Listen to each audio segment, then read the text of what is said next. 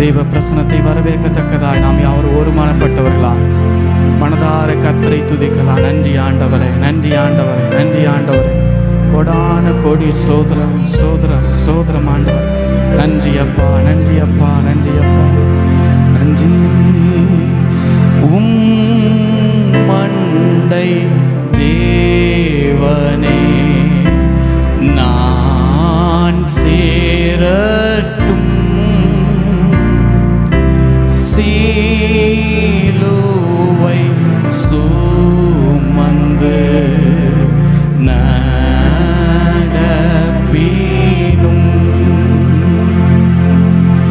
என் நாவல் என்றுமே மண்டை தேவனே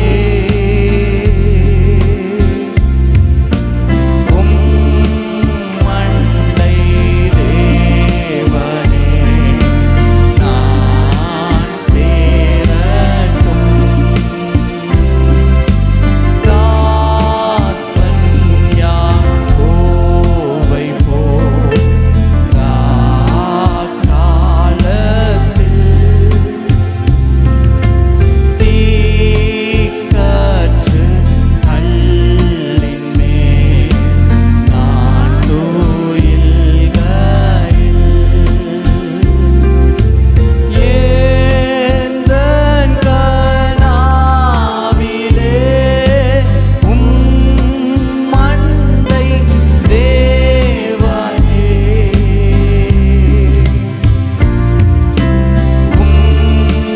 மண்டை தேவனே நான் இருப்பேன். மண்டை தேவனே நான் இருப்பேன். நீர் என்னை நடத்தும் பாதை எல்லாம் விண் எட்டும் ஏணி போல் விளங்குமா.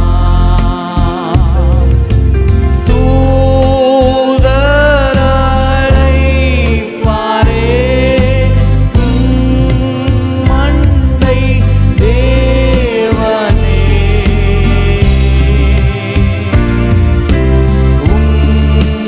மண்டை தேவனே நான் சேருவேன். மண்டை தேவனே நான் சேருவேன். ஆமாண்டவர், மண்டையில் நெருங்கத்தக்கதான ஆராதனையா அந்த ஆராதனையை மாட்டித்தாங்கப்பா ஆண்டவரே. ஒரு இசைக்காகவோ ஒரு சூழ்நிலைக்காகவோ ஆண்டவரே ஒரு உற்சாகத்தின் மிகுதினால் அல்ல, இருதயத்தின் ஆழத்திலிருந்து தேவனை நெருங்குகிற ஒரு அனுபவம் இந்த ஆராதனையில் உண்டாகட்டும் ஆண்டவரே. ஒவ்வொரு நாளும் உண்மை கிட்டி சேருகிற பிள்ளைகளா அன்றே, உண்மை வருகை எதிர்நோக்குகிற பிள்ளைகளா அன்றே, நாங்கள் இந்த உயிரோடு இருக்கிற நாளெல்லாம் தேவனுக்கு மகிமையாய் ஜீவுள்ள சாட்சியாய் உமக்குள் வளருகிற பிள்ளைகளா எங்களை பலப்படுத்துங்கப்பா. இந்த ஆராதனைக்கு வந்த நம்முடைய பிள்ளைகள் எல்லாரையும் ஒப்பு கொடுக்கிறோம். சரியான நேரத்திற்கு வந்து கர்த்தரை கனம் பண்ணி நம்முடைய பிள்ளைகளை கர்த்தர் நோக்கி பார்க்கிறீர், அதற்காக சோதரம்.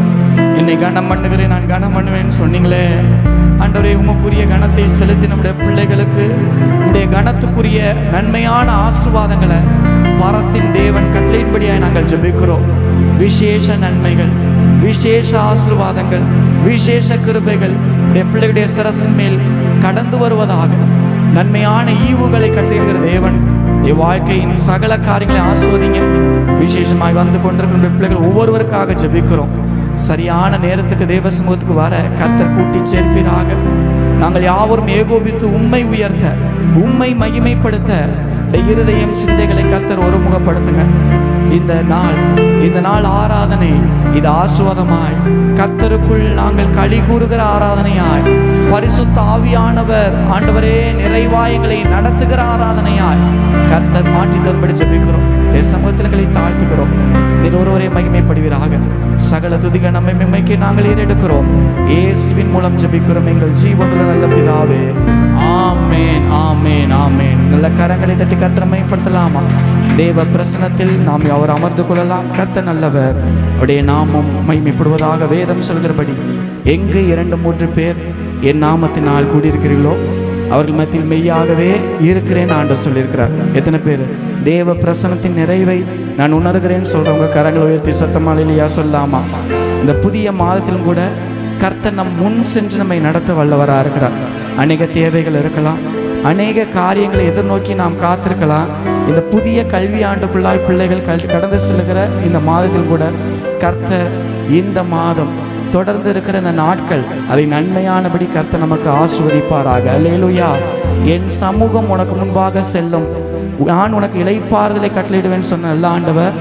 தேவ சமூகம் கர்த்தருடைய பிரசன்னம் இந்த மாதம் முழுவதும் நம்மை நடத்தணும். கரங்களை உயர்த்தலையா சொல்லாமா? நாம் பாடி கர்த்தருடைய நாமத்தை மேம்படுத்தலாம். இயேசு ராஜா முன்னே செல்கிறார், ஓசன்னா கீதம் பாடுவோம் என்று சொல்லி அவரை பாடி மகிமைப்படுத்துவோம். கர்த்தர் நல்லவர்.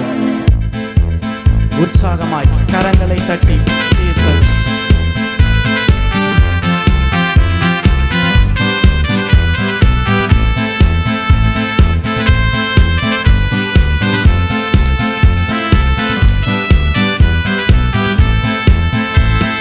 இயேசு ராஜா முன்னே செல்கிறார், ஓசன்னா கீதம் பாடுவோம்.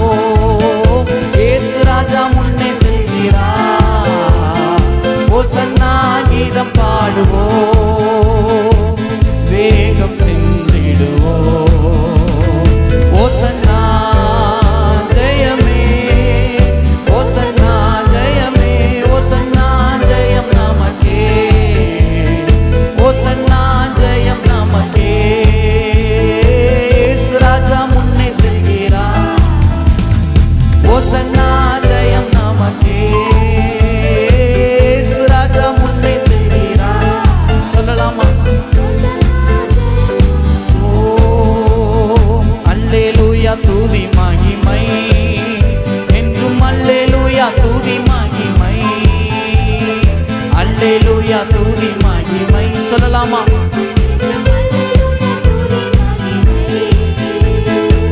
இயேசு ராஜா எங்கள் ராஜா, இயேசு ராஜா எங்கள் ராஜா, என்றென்றும் போற்றிடுவோம். ஓசன்னா ஜெயமே, ஓசன்னா ஜெயமே, ஓசன்னா ஜெயம் நமக்கே, ஓசன்னா ஜெயம் நமக்கே. இயேசு ராஜா முன்னே செல்கிறார், ஓசன்னா கீதம் பாடுவோம். இயேசு ராஜா ஆமென், ஆமென், ஆமென். ஓசன்னா கீதம் பாடுவோம். துன்பங்கள் சூழ்ந்து வந்தாலும், சொல்லை கஷ்டங்கள் தேடி வந்தாலும், ஆமென். துன்பங்கள் சூழ்ந்து வந்தாலும், ஆமென். சொல்லை கஷ்டங்கள் பயமும் இல்லை, கலக்கமில்லை, பயமும் இல்லை, இல்லை, கர்த்தர் நம்முடனே. ஓசன்னா ஜெயமே, ஓசன்னா ஜெயமே, ஓசன்னா ஜெயம் நமக்கே, ஓசன்னா ஜெயம் நமக்கே. இயேசு ராஜா முன்னே, ஆமென். ஓசன்னா கீதம் பாடுவோம். இயேசு ராஜா முன்னே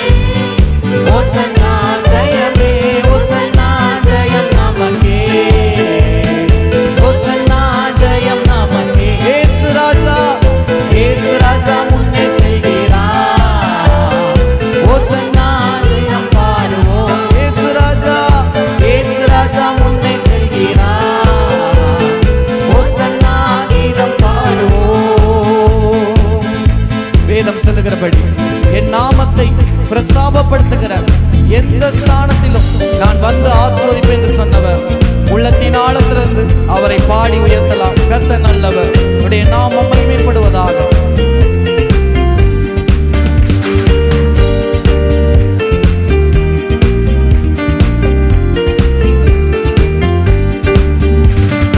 அல்லேலூயா துதி மகிமை என்றும் இயேசுவுக்கு செலுத்திடுவோம். அல்லேலூயா துதி மகிமை என்றும் இயேசுவுக்கு செலுத்திடுவோம். ஆமென்.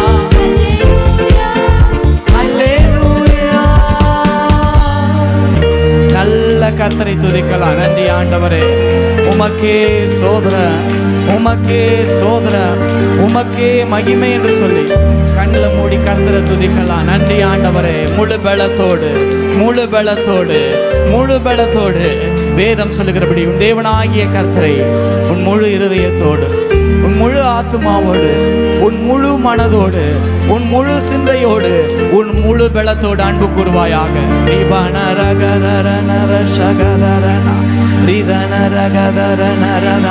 நன்றி பரிசுத்த ஆவியானவரே, நன்றி பரிசுத்த ஆவியானவரே. தேவ சமூகம் நம்மை மகிழ்விக்கிற ஒரு இடம். கர்த்தருடைய சமூகம் நம்மை மகிழ்ச்சியினால் நிரப்புகிற ஒரு இடம். கர்த்தருடைய பிரசன்னம் இருதயங்களை சந்தோஷப்படுத்துகிற ஒரு இடம். பாரங்கள் எல்லாம் மறக்கிற இடம். கர்த்தர் தந்திருக்கிற இந்த தேவ பிரசன்ன நிறைந்த தருணத்திற்காக நல்ல கர்த்தரை சோதரம் பண்ணலாம். நன்றி நன்றி நன்றி நன்றி நன்றி நன்றி நன்றி நன்றி நன்றி அப்பா, நன்றி அப்பா, நன்றி அப்பா, நன்றி அப்பா, நன்றி அப்பா. மகிழ்ச்சியின் மகுடம் நீரானையா என் மனவாளரே, உமை மறவே. மகிழ்ச்சியின் மகுடம் நீரானையா என் மனவாளரே, உமை மறவே. பகல் நேர பாடல்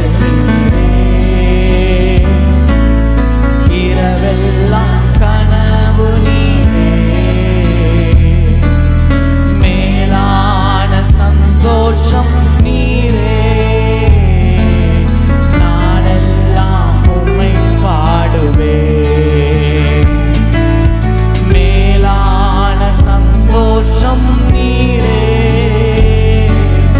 நாளெல்லாம் உம்மை பாடுவே. மகிழ்ச்சியின் மகுடம், மகிழ்ச்சியின் மகுடம் நீதான். நீங்க தான்ப்பா சந்தோஷம். மனவாளரே, உம்மை மறவே. மகிழ்ச்சியின் மகுடம் நீதானையா என் மனவாளரே, உம்மை மறவே.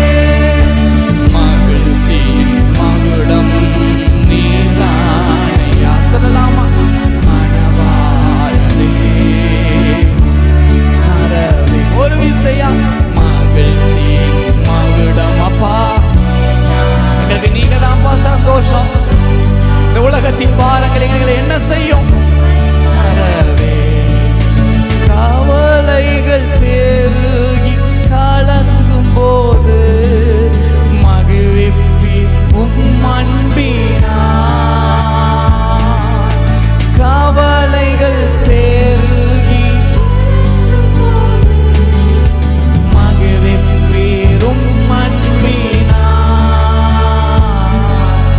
கால்கள் சறுக்கி தடுமாறும் போது தாங்கி இருபையினார். எத்தனை பேர் சொல்ல முடியும்?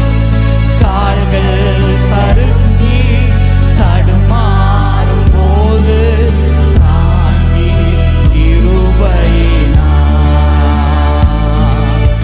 மகிழ்ச்சியின் மகுடம் நீதான். கரங்களை உயர்த்தி சொல்லலாமா?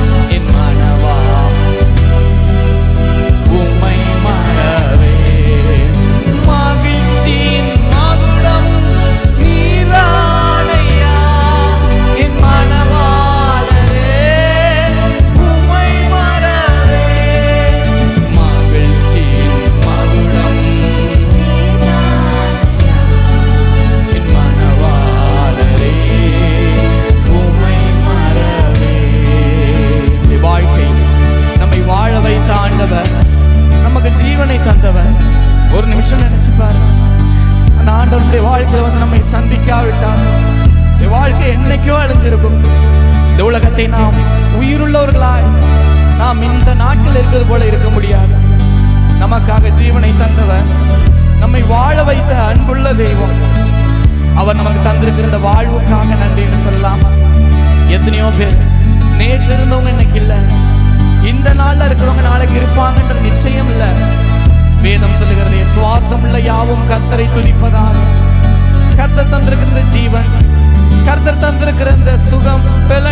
ஆரோக்கியம். இதுல கர்த்தரை மகிமைப்படுத்தலாமா? அப்பா, எங்களை வாழ வச்சிங்க, உமக்காக வாழணும். நாங்க உலகத்துக்காக அல்ல, உலக ஆதாயத்துக்காக அல்ல ஆண்டவரே, உலகத்தின் ஆடம்பர வாழ்க்கைக்காக அல்ல, இயேசுவுக்காக நாங்க வாழணும். கடைசி வரைக்கும் இயேசுவோடு வாழணும். எங்களுக்கு அந்த கிருபைகளை தாங்கப்பா. அப்படிப்பட்ட கிருபைகளை எங்களுக்கு தாங்க. அதுதான் எங்களுக்கு பாக்கியம், அதுதான் எங்களுக்கு பாக்கியம். அப்பா, உமக்கு ஸ்தோத்திரம் ஆண்டவரே. உமக்காகத்தானே உயிர் வாழ்கிறேன், உம்மை தானே நேசிக்கிறேன். உமக்காக உயிர் வாழ்கிறேன். எத்தனை பேர் சொல்ல முடியும்? உம்மை நேசிக்கிறேன், வாழ்ந்தாலும் உம்மோடுதான், மரித்தாலும் உம்மோடுதான். அவரை பார்த்து சொல்லலாம், வாழ்ந்தாலும் உம்மோடுதான், மரித்தாலும் உம்மோடு. வாழ்ந்தாலும் இயேசுவுக்காய், வாழ்ந்தாலும் இயேசுவுக்காய், மரித்தாலும் இயேசு. எத்தனை பேர் உண்மையா சொல்ல முடியும்? அப்பா, வாழ்ந்தாலும் இயேசு, இம்மைக்காக அல்லப்பா, உம்மோடு நாங்க வாழணும். மரித்தாலும் இயேசுவுக்காய். ஆத்தும பாரத்தை பாருமையா, அபிஷேகத்தால் என்னை நிரப்புமையா. ஆத்தும அபிஷேகத்தால் என்னை நிரப்புமையா. வாழ்ந்தாலும் உம்மோடுதான், மரித்தாலும் உம்மோடுதான். உள்ளத்தின் ஆழத்திலிருந்து சொல்லலாமா? வாழ்ந்தாலும் உம்மோடுதான், மரித்தாலும் உம்மோடு. வாழ்ந்தாலும் இயேசுவுக்காய், வாழ்ந்தாலும் இயேசுவுக்காய், மரித்தாலும் இயேசுவுக்காய். வாழ்ந்தாலும் இயேசுவுக்காய், மரித்தாலும் இயேசுவுக்காய். இந்த உலகத்தில் கர்த்தர் நமக்கு தந்திருக்கிற இந்த வாழ்வு தேவனோடு நெருங்கி சேர்வதற்கு, இம்மைக்காக மாத்திரம் நாம் கிறிஸ்து இயேசுவின் நம்பிக்கையுள்ளவர்களாக இருப்போமானா, நம்மை போல பரிதபிக்கக்கூடியவங்க வேற யாரும் இல்லை.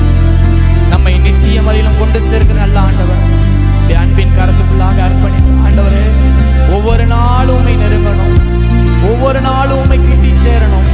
எங்களுக்கு அப்படிப்பட்ட கிருபைகளை தாங்கப்பா. ஆண்டவரே, உம்மோடு உறவாடணும், அப்படிப்பட்ட பாக்கியத்தை எங்களுக்கு தாங்க. நன்றி ஆண்டவரே, நன்றி அப்பா, நன்றியோடுமே நாங்கள் துதிக்கிறோம். இன்னும் உம்மை அறியணுமே, இன்னும் உம்மை அறியணுமே, இன்னும் கிட்டி சேரணுமே, இன்னும் கிட்டி சேரணுமே.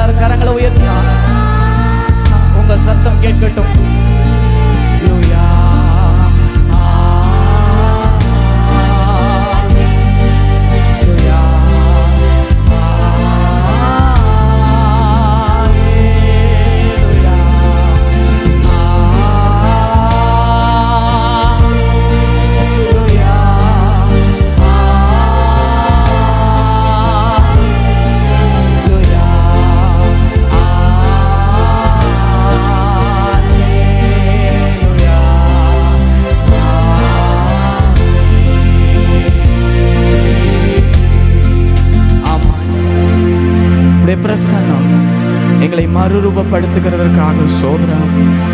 இந்த உலகத்தின் சந்தோஷங்கள் எல்லாம் ஆண்டவரே அது ஒரு இழப்பா நினைக்காத அளவுக்கு தேவ சந்தோஷம் எங்களை நிறைவாய் மாற்றுகிறதுக்காக சோதரம்.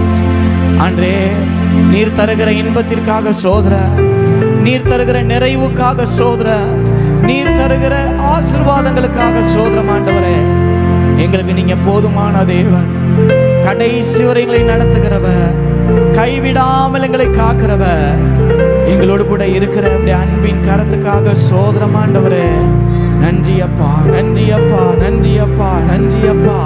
நன்றியோடுமை நாங்கள் துதிக்கிறோம் ஆண்டவரே.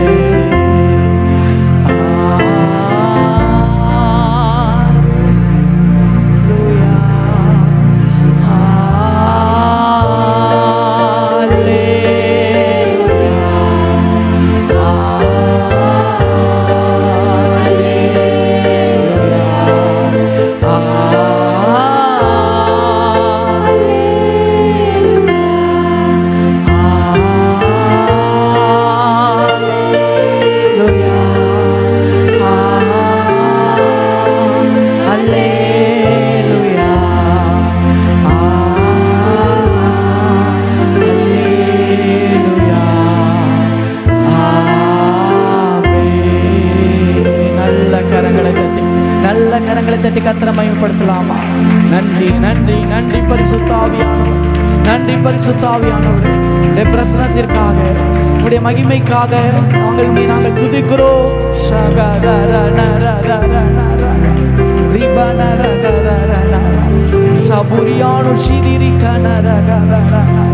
நன்றி பரிசுத்த ஆவியானவர்.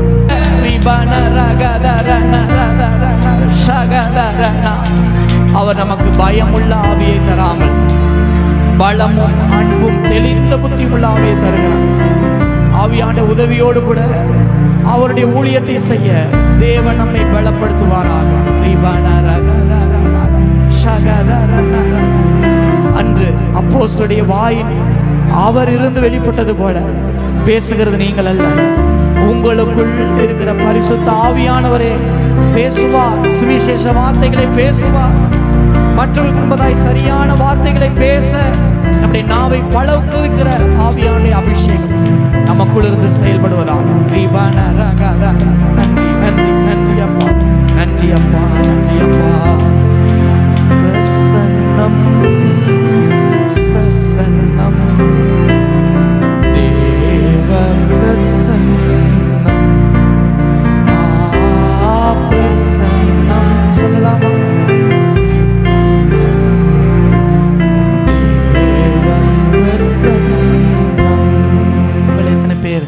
தேவனுடைய வார்த்தையை கேட்க நீங்கள் உற்சாகமாக இருக்கீங்க. கரங்களை உயர்த்தி அல்லேலூயா சொல்லாமா? சத்தமாக அல்லேலூயா சொல்லாமா?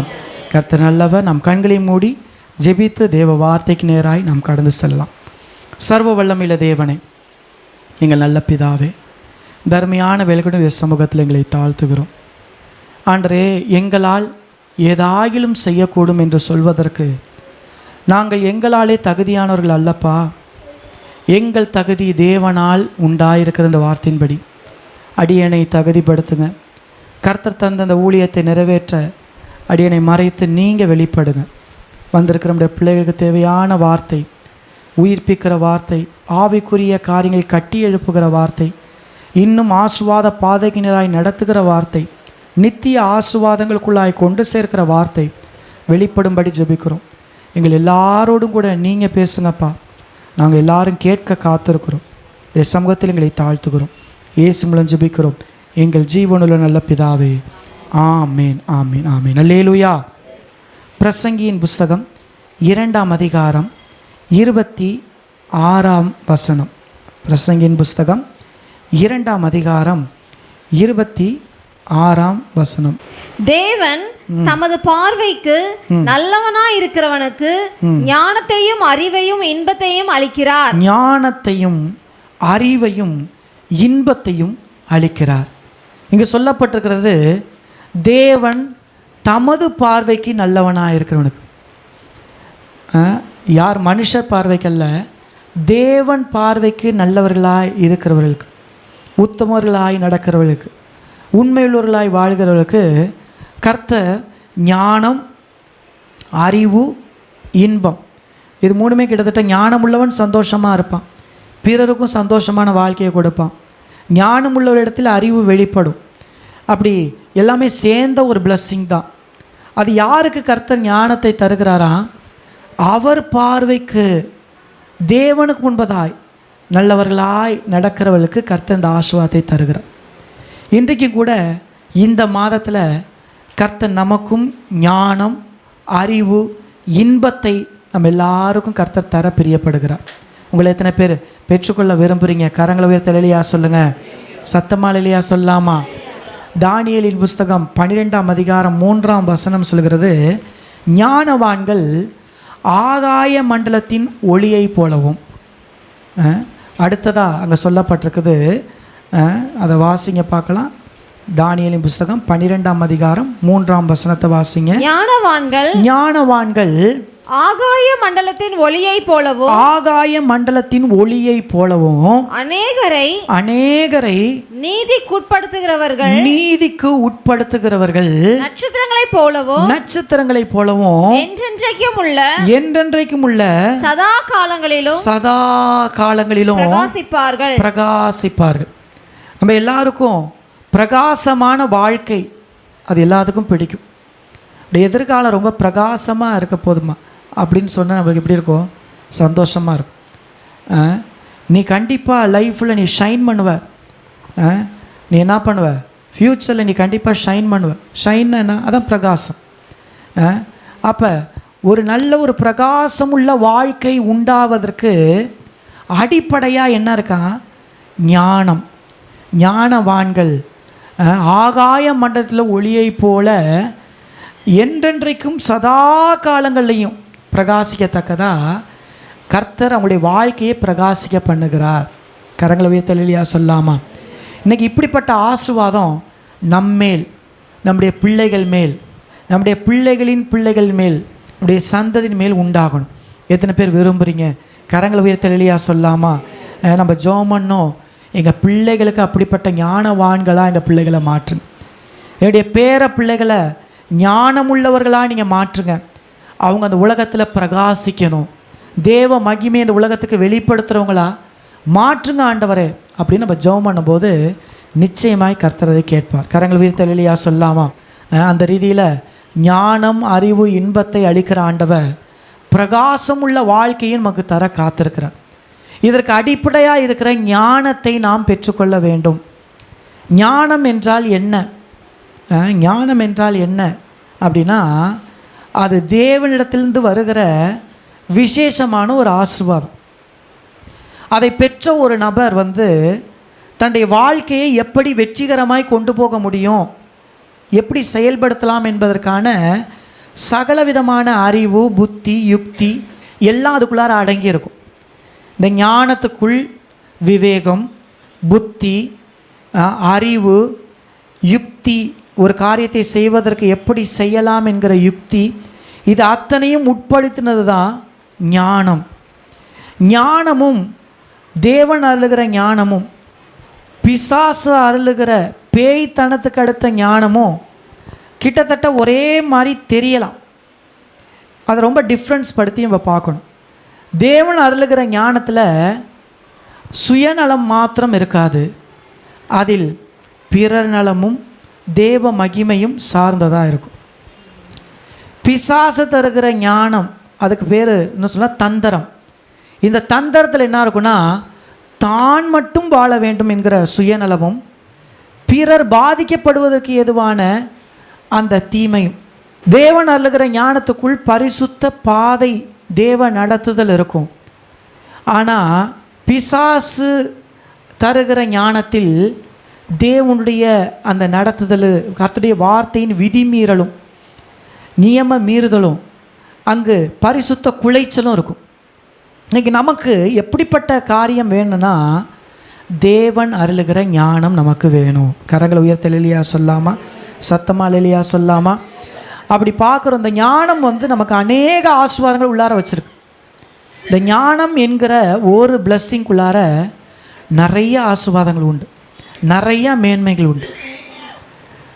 சாலமோனை பார்க்குறோம், தேவ சமூகத்தில் அமர்ந்து அவர் கேட்குறார். சாலமோனுடைய ஜபம் வந்து 2 ஜபங்கள் இருக்குது. ஒன்று இந்த ஞானத்துக்காக ஜபிக்கிற ஜபம், இன்னொரு ஜபம் இருக்கும் சாலமோனுடைய ஜபம், இந்த நீதிமொழிகளில் வரும். அன்றன்றைக்கு உள்ள ஆகாரத்தை, அதாவது நான் ஐஸ்வர்யவானுகிறதுனால் தேவன் எங்கே என்று சொல்லாத படிக்கும், நான் தரித்திரம் அடைகிறதுனால நான் தேவனுடைய நாமத்தை தூஷிக்காத படிக்கும், அன்றன்று உள்ள படி எனக்கு அன்னன்னைக்கு தாங்க அப்படின்னு ஒரு ஜபம் வரும். அதுவும் சாலமோனுடைய ஜபம்தான் என்று சொல்லப்படுகிறது. ஆனால் அதை விட ஹைலைட்டான ஒரு ப்ரேயர் உண்டு சாலமோன். 1 ராஜாக்களின் புஸ்தகம் 3ஆம் அதிகாரத்தில் சாலமோன் அங்கே ஜெபிக்கிற ஜபம் பார்த்திங்கன்னா, ஆண்டவர்கிட்ட போய் ராஜ பதவிக்கு வந்த உடனேயே தேவனிடத்தில் போய் ஜெபிக்கிறார், ஆண்டவர்கிட்ட போய் கேட்குறார். 1 ராஜாக்களின் புஸ்தகம் 3ஆம் அதிகாரம் 9ஆம் வசனத்தை வாசிங்க பார்க்கலாம்.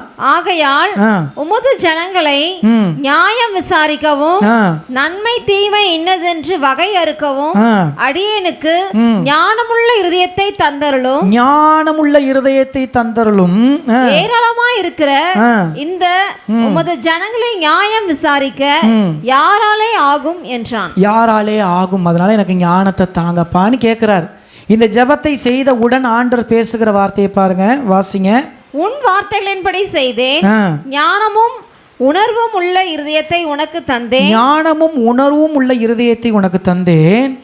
இதிலே உனக்கு சரியானவன் உனக்கு முன் இருந்ததும் இல்லை, உனக்கு சரியானவன் உனக்கு பின் எழும்புவதும் இல்லை. இதுவும் அன்றி நீ கேளாத ஐஸ்வர்யத்தையும் மகிமையையும் உனக்கு தந்தேன். நீ கேளாத ஐஸ்வர்யத்தையும் மகிமையும் உனக்கு தந்தேன். இன்னைக்கு சாலமோன் கேட்டது என்னதான்? ஞானம் உள்ள இருதயம்தான். ஆண்டவர் அதை தொடர்ந்து, இந்த ஞானத்தை தொடர்ந்து வரத்தக்க எல்லாவற்றையும் ஆண்டவர் லிஸ்ட் அவுட் பண்ணுறார். ஒரு மனுஷனுக்குள்ளாக ஞானம் வரும்பொழுது உணர்வுள்ள இருதயம் இருக்கும், அவன் தீமையான பாதையிலிருந்து விலகி தன்னை காத்துக்கொள்வான். அடுத்தது ஒரு ஞானம் ஒரு மனிதனுக்குள்ளாக இருக்கும் பொழுது ஐஸ்வர்யம் வரும். ஞானம் ஒரு மனுஷனுக்குள்ளாய் வரும்பொழுது மகிமை அங்கே உண்டாகும், எல்லாரை பார்க்கிலும் மேன்மை அங்கே உண்டாகும்.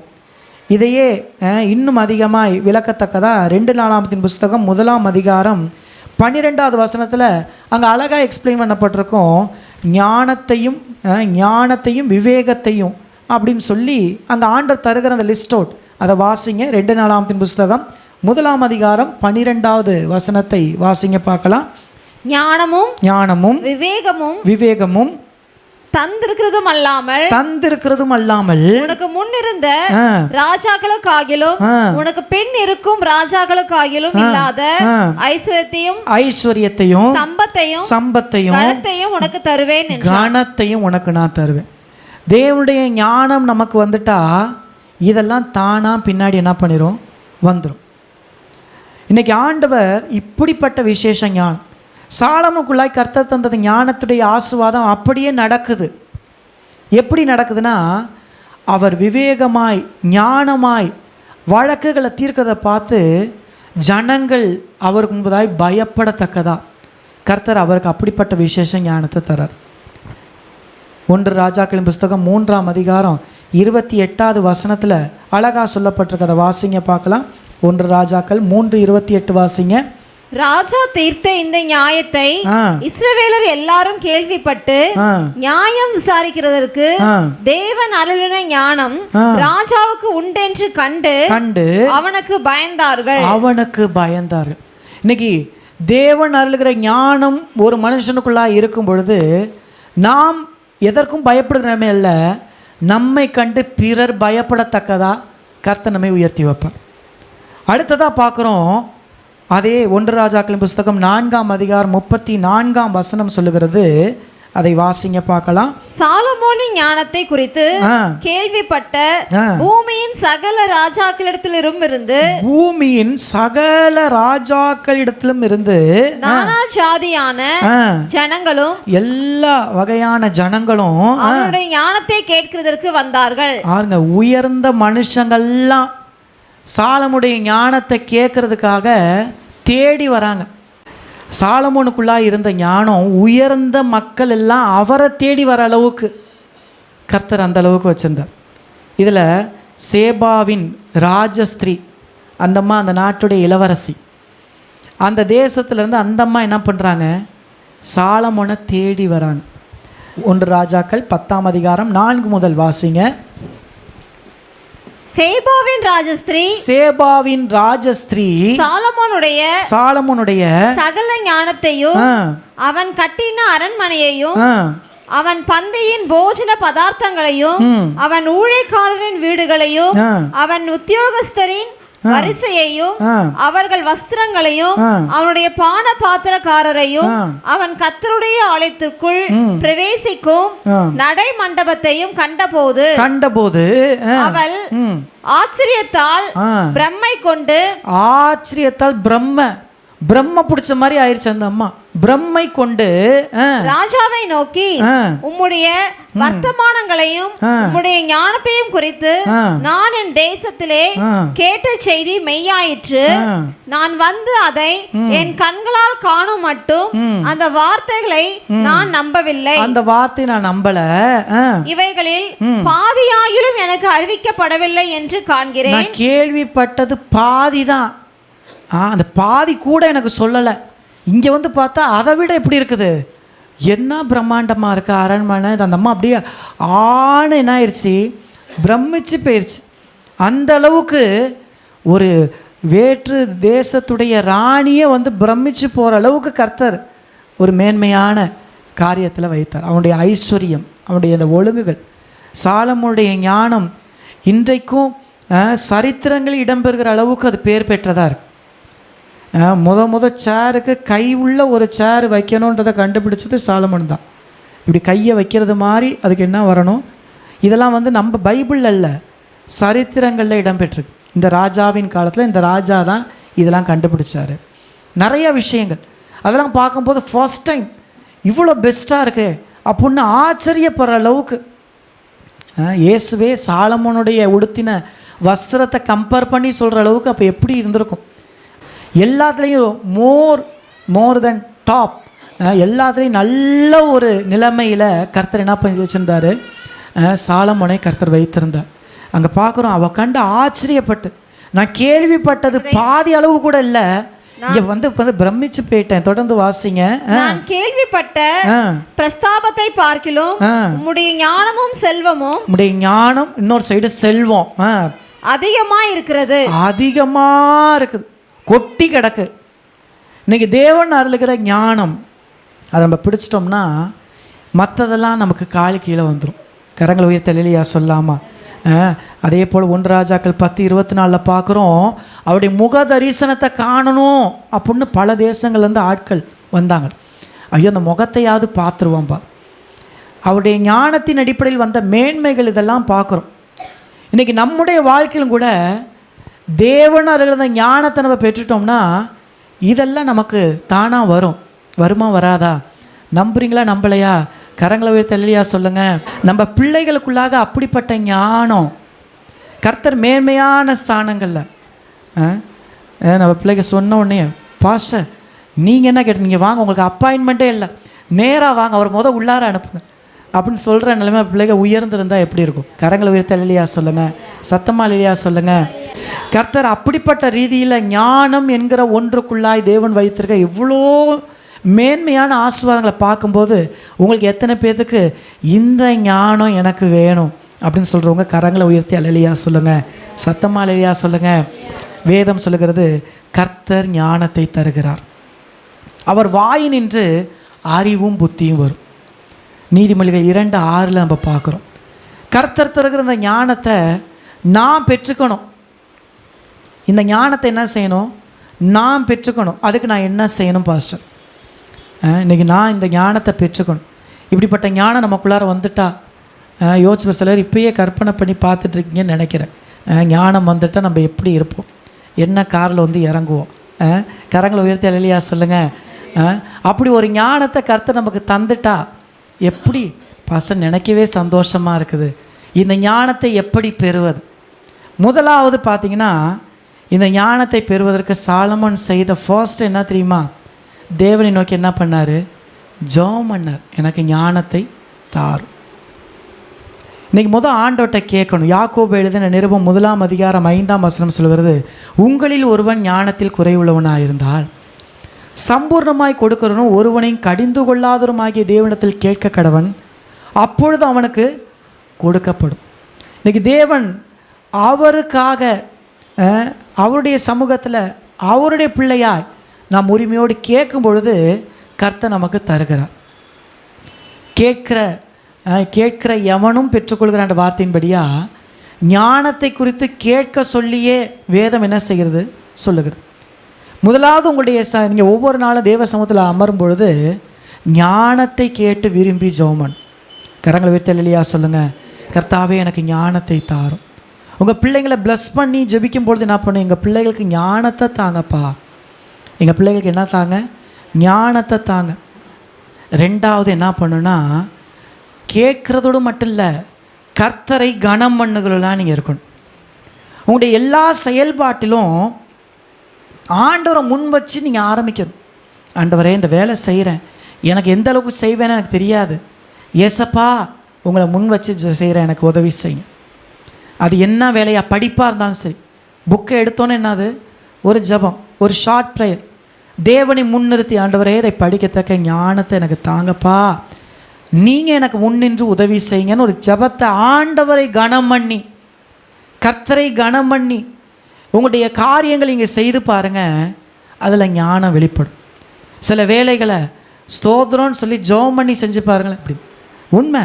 சில நேரங்கள் நம்ம தேவனை கனம் பண்ணி முன்னிறுத்தி சில வேலைகளை செஞ்சிங்கன்னா அந்த ஒவ்வொரு காரியத்தையும் செய்ய செய்ய செய்ய அடுத்த அந்த ஆலோசனை வெளிப்படுது நீங்கள் பார்க்க முடியும். உங்களை எத்தனை பேர் அதை அனுபவிச்சிருக்கீங்கன்னு தெரில. கரங்களை உயர்த்தி அல்லேலூயா சொல்லுங்கள். தேவனை கனம் பண்ணுகிற அனுபவம். கர்த்தருக்கு பயப்படுதல்னா என்ன? தேவன் மேல் இருக்கிற மரியாதை கலந்த ஒரு பயம்.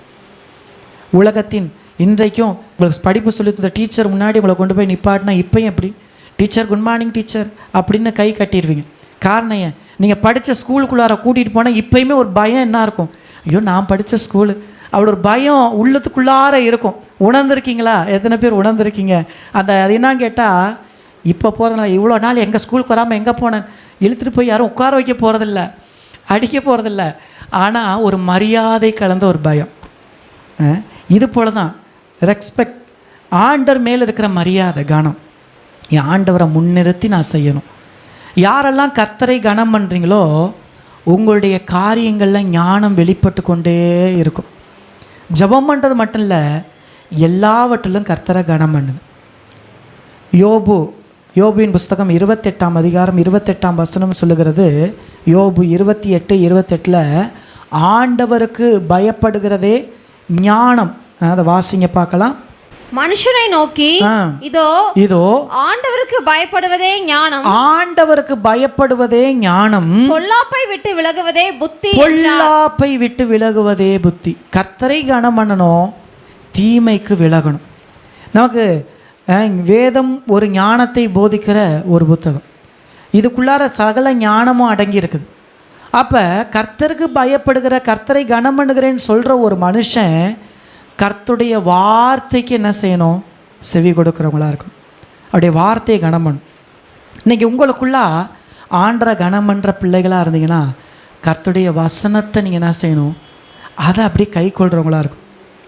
பார்க்குறோம், சங்கீதம் 19:7 சொல்லப்பட்டிருக்குது, கர்த்தருடைய அந்த வேதத்தில், அந்த வேதம் நம்மை ஞானியாக மாற்றக்கூடியது என்று அழகாக சொல்லப்பட்டிருக்கு. வாசிங்க பார்க்கலாம். கர்த்தருடைய வேதம் குறைவற்றதும் ஆத்துமாவை உயிர்ப்பிக்கிறதுமாய் இருக்கிறது. கர்த்தருடைய சாட்சி சத்தியமும் பேதையை ஞானியாக்குகிறதுமாய் இருக்கிறது. பேதையை ஞானியாக்கக்கூடிய வார்த்தைகள் அடங்கிய ஒரு வேதம், ஆண்டோடைய சாட்சியின் புஸ்தகம்.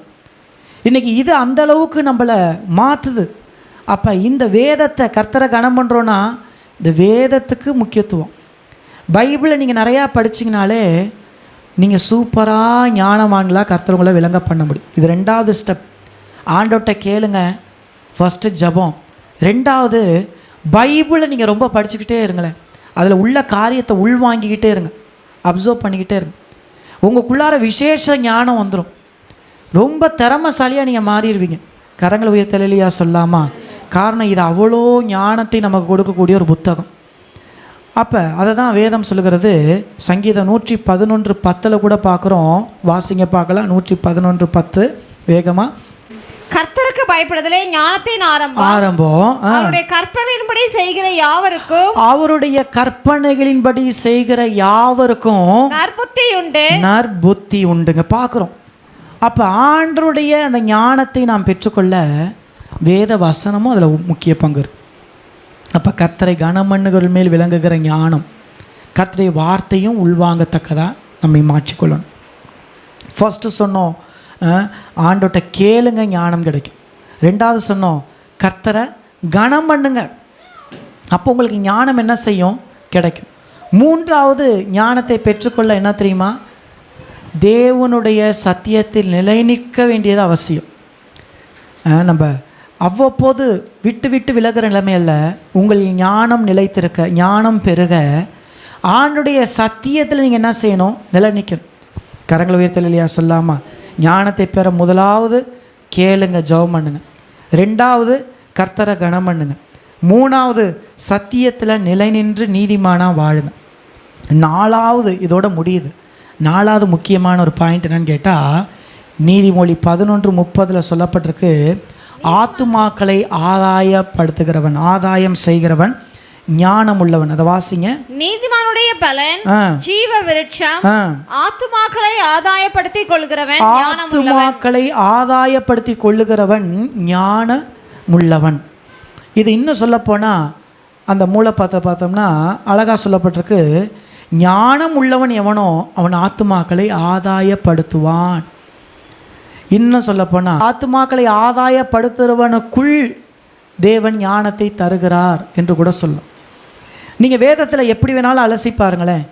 யாருக்கெல்லாம் கர்த்தர் ஞானத்தை தந்தார்னா, தேவனுக்காக ஏதாயிலும் ஒரு கிரியை செய்ய வேண்டும் என்று நினைக்கிறவர்களுக்கு கர்த்தர் ஞானத்தை தருகிறார்.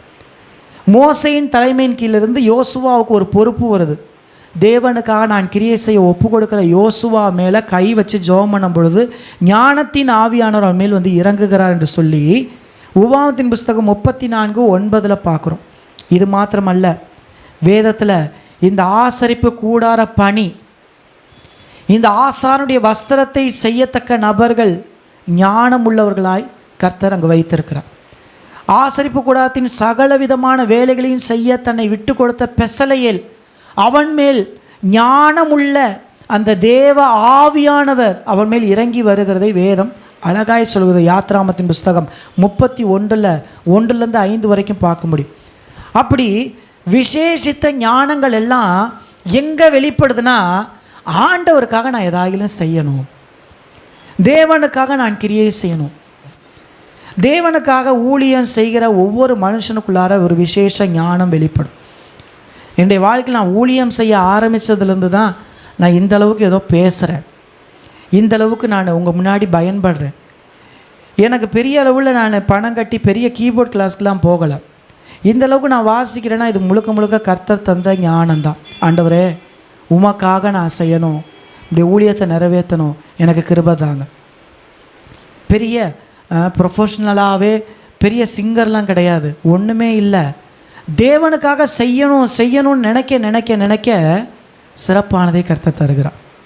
இன்றைக்கி ஆண்டவருக்காக நீங்கள் கிரியை செய்து பாருங்களேன். சாலமோன் எது நிமித்தம் கேட்கிறார்? இப்படி ஜனத்துக்கு நியாயம் விசாரிக்க, கர்த்தருக்காக தேவன் தந்த பொறுப்பை நான் நிறைவேற்ற எனக்கு ஞானம் வேணும். அவர் பர்பஸ் இருந்தது. இன்றைக்கும் கூட கர்த்தருக்காக செயல்படத்தக்கதாய் இப்படி கர்த்தருக்காக பயன்பட்டுக்கிட்டே நீங்கள் இருக்கும் பொழுது உங்களுக்குள்ளார அநேக ஞானத்தை தருவார். சில காரியங்கள் ஒன்றுமே எனக்கு சொல்லப்போனால் பெரிய அளவில் எந்த வேலைகளும் தெரியாது. ஆனால் ஆலயம் என்று பொறுப்பு வரும்போது எல்லா விஷயம் கொஞ்சம் கொஞ்சம் தெரியணும். அதனால் சில விஷயங்கள்லாம் கண்ணால் பார்க்கும் பொழுதே அதை புரிந்து கொள்ளத்தக்க ஞானத்தை கர்த்தர் தர. இப்போ இது போல தான் தேவனுக்காக நான் செயல்படணும்னு நீங்கள் முற்பட்டு பாருங்கள். கர்த்தர் உங்களுக்கு தருகிற ஞானம் அது விசேஷமானதாக இருக்கும். நீங்கள் உங்களையே ஆண்டவர் மறைச்சிருவார். நமக்குள் இருப்பதை தேவனுக்காக பயன்படுத்தும் பொழுது இணையற்ற மேன்மையான நிலைமைகளை கர்த்தர் நமக்கு தருவார். நமக்குள் இத்தகைய ஞானம் பெருக கேளுங்க. ரெண்டாவது கர்த்தரை கனம் பண்ணுங்க. மூணாவது தேவனுடைய சத்தியத்தை நிலை நின்று கனி கொடுக்குறவங்களா வளர்ந்து பெருகுங்க. 4வதா தேவனுக்காக என்ன செய்யுங்க? கிரியை செய்யுங்க. பைபிளில் யாருக்கெல்லாம் ஆண்டவர் ஞானத்தை கொடுத்தாருன்னு செக் பண்ணி பாருங்களேன். யோசேப்பு அந்த இடத்துல தேவனுக்காக நிற்க கர்த்தரோடு இருந்த மனுஷன் என்பதை அவன் அறிந்து கொள்ளத்தக்கதா அந்த செயல்பாட்டுக்கு கர்த்தர் யோசேப்புக்கு ஞானத்தை தரார். தானியேலுக்கு விசேஷ ஞானம், அங்கே பார்க்குறோம் அந்த சொப்பனத்தையும் அதற்கான விளக்கத்தையும் சொல்கிற அளவுக்கு அந்த ராஜா முன்பதாய் தானியேலின் தேவனே தேவன் என்று சொல்லத்தக்கதா கர்த்தர் அங்கே கிரியை செய்கிறார். இது போல் ஒவ்வொரு சூழ்நிலையும் பாருங்களேன், கர்த்தரை உயர்த்தி பிடிக்கத்தக்கதா தேவன் ஒவ்வொருவரையும் கிரியை செய்யத்தக்கதாய் அவளுக்கு ஞானத்தை தருகிறார். இன்றைக்கி நீங்கள் நான் ஆண்டவரை உயர்த்தி பிடிப்பேன் அப்படின்னு மட்டும் தீர்மானத்தை எடுத்து பாருங்கள், கர்த்தர் நிச்சயமாக விசேஷ ஞானத்தினால் நிரப்புவார். தேவ ஞானத்தை பெற்று அதில் வளருவோம். கர்த்தர் மென்மேலும் நம்மை ஆஸ்வதிப்பார்.